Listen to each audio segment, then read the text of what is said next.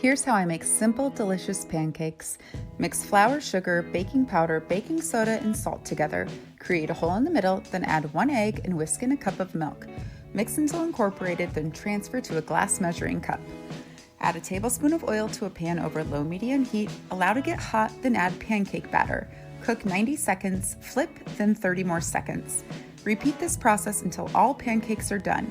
You should be able to make 6 medium to large pancakes with this recipe. They're perfectly sweet and fluffy.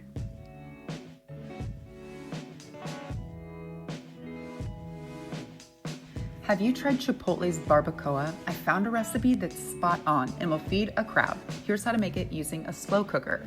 Trim fat off 5 pounds of chuck roast and cut the meat into 3-inch cubes. Put in a slow cooker that's been set to high, then add a diced onion, 8 cloves of minced garlic, 3 chopped chipotles in adobo sauce, the juice of 1 lime, a 7-ounce can of green chilies, 3/4 of a can of beef broth, 3 tablespoons of apple cider vinegar, and a ton of spices.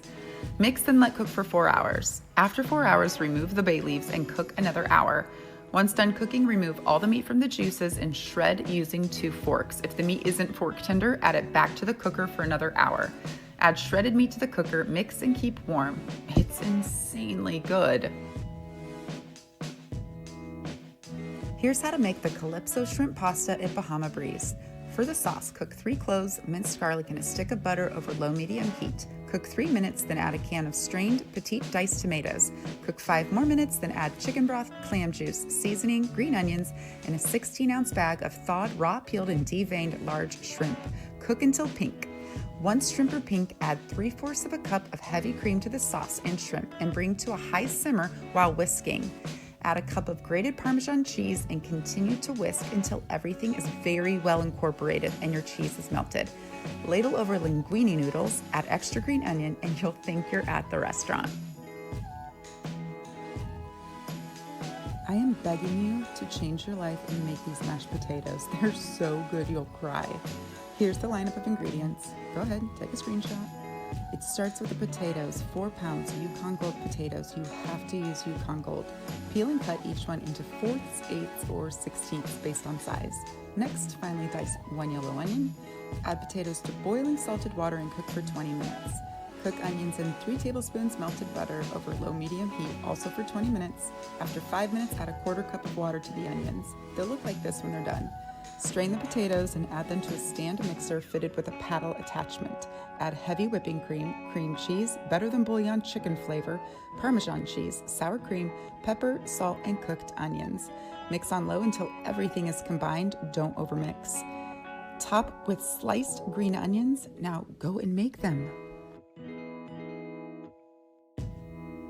Here's how to make restaurant-style Spanish rice at home.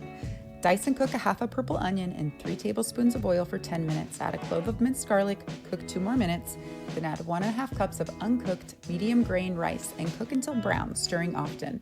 Add a cup of tomato juice, a teaspoon of salt, a half a teaspoon of pepper, and a dash of cumin. Stir, then add 2 cups of chicken broth and 2 teaspoons better than bouillon chicken flavor. Add 1 tablespoon of fresh chopped cilantro leaves, stir, bring to a boil, then turn to low, cover, and cook per package instructions. Stir and serve.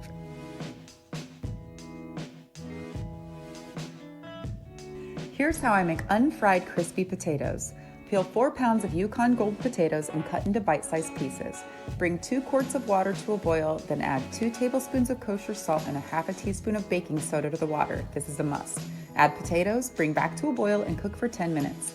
While those cook, make the garlic oil. Cook 3 minced cloves of garlic in oil along with 5 sprigs of thyme and a half a teaspoon of ground pepper. Strain the oil just before the garlic browns. Strain the potatoes, then let rest for at least 1 minute. Put garlic oil and potatoes in a large bowl and gently toss or use a spatula to create a mashed layer on the outside of the potatoes. Arrange in a single layer on a large cookie sheet. Bake in the center rack for 20 minutes at 450. Flip them using a flexible metal spatula and cook 35 minutes more. Toss cooked garlic with the potatoes once done and serve. You won't believe they weren't fried. Here's how I make P.F. Chang's chicken lettuce wraps at home. Dice 1 yellow onion and cook in 1 tablespoon of oil for a few minutes over medium heat. Add a pound of ground chicken, you can sub ground turkey, and brown for 5 minutes. Add 2 cloves of minced garlic, Cook 2 more minutes, then add a heaping cup of chopped shiitake mushrooms and 1 drained and rinsed 8-ounce can of diced water chestnuts. Cook for 3 more minutes, then add salt, pepper, and ground ginger. Mix well, then add hoisin sauce, low-sodium soy sauce, fish sauce, brown sugar, and rice vinegar.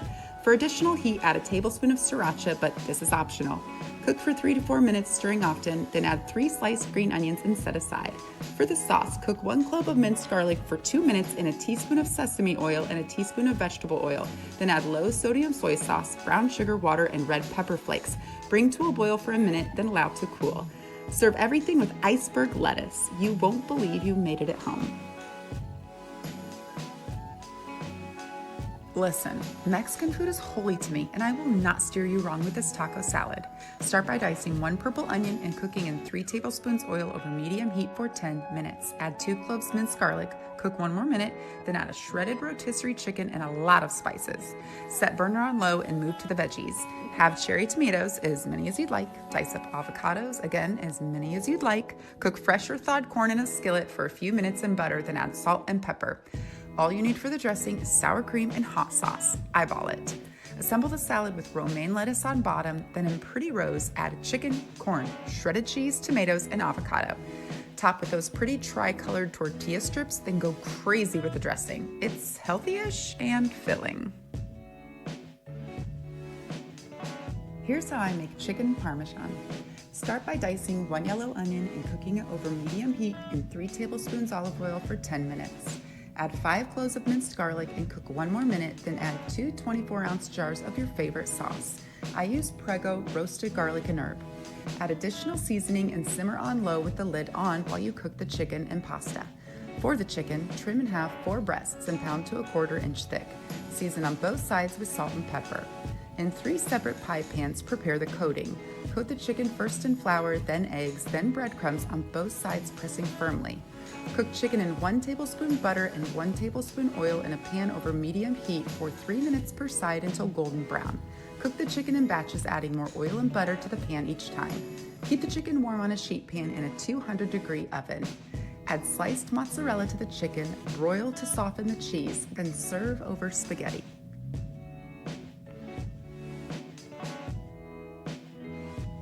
Here's how I make the easiest ice cream sandwiches. Bake 24 pre-mixed chocolate chip cookies and allow to cool for an hour. Tear 12 pieces of foil and store in the freezer until it's time to assemble the sandwiches. Using 2 spoons, form the center with vanilla ice cream and place on the bottom cookie. You need semi-soft ice cream for this, so let it sit out for 5 to 10 minutes. Gently press down with the top cookie, wrap each sandwich in foil, and immediately put in the freezer. Grab one at any time and enjoy.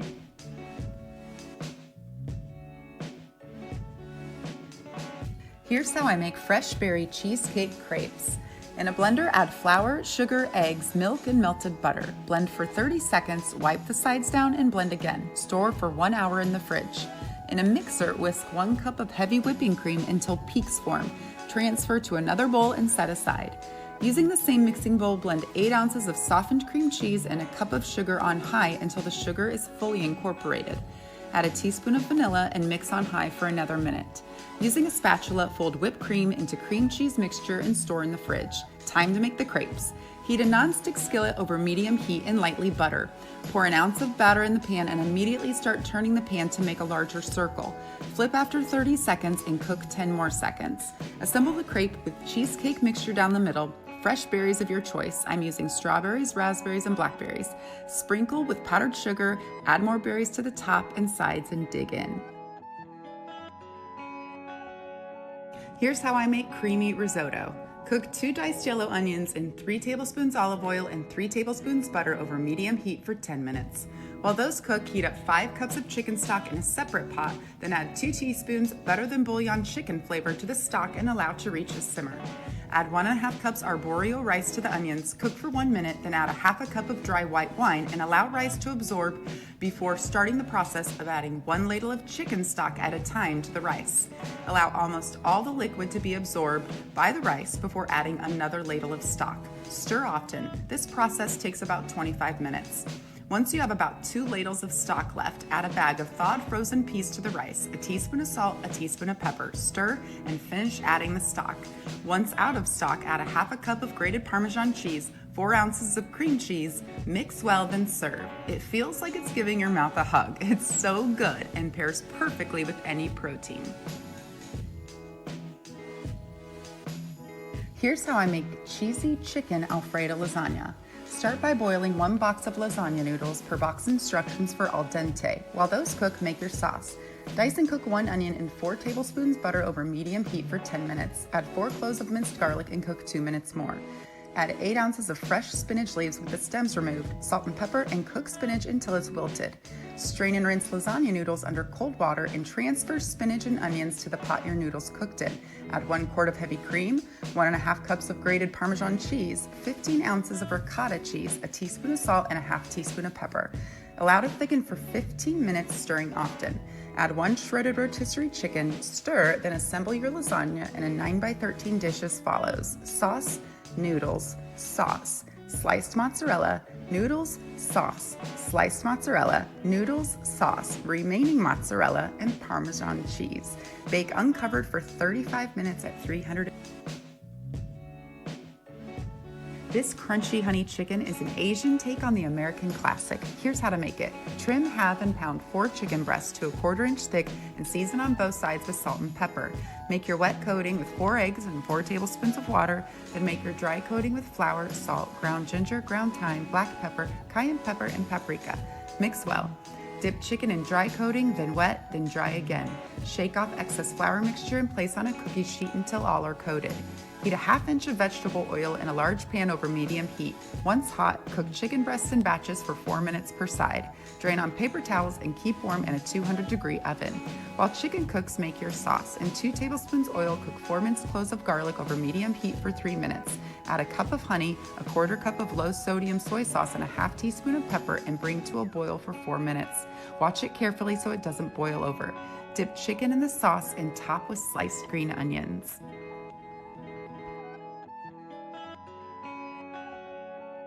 Here's how I make Paula Deen's Sweet Baby Jack's carrot cake even better. It starts with actual carrots.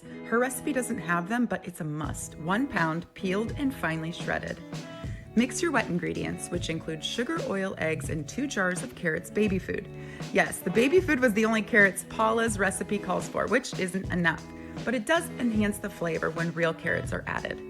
In a separate bowl, sift self-rising flour, cinnamon, and salt, and then add slowly to the wet ingredients. Add the shredded carrots and mix until incorporated.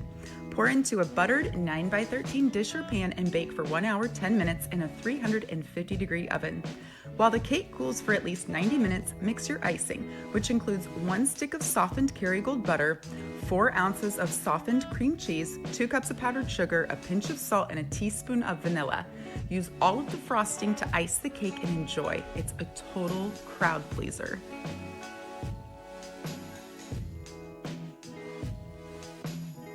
Here's how I make better than Big Macs at home. Grill chuck burgers over a medium flame. Season with garlic powder, salt, and pepper. Close the lid and flip after 5 minutes. Close the lid and come back in 5 more minutes. Time to make the special sauce. In a food processor, add chopped onion, mayonnaise, ketchup, rice vinegar, sugar, sweet relish, salt, and pepper. Process and add it to your burger.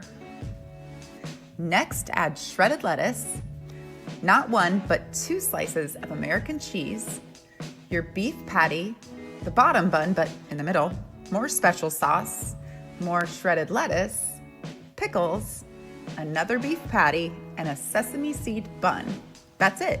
It's filling and delicious.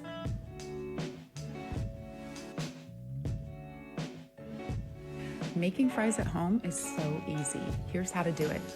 Evenly slice russet potatoes long ways. I use a mandolin slicer for this. Then cut your potatoes to desired thickness.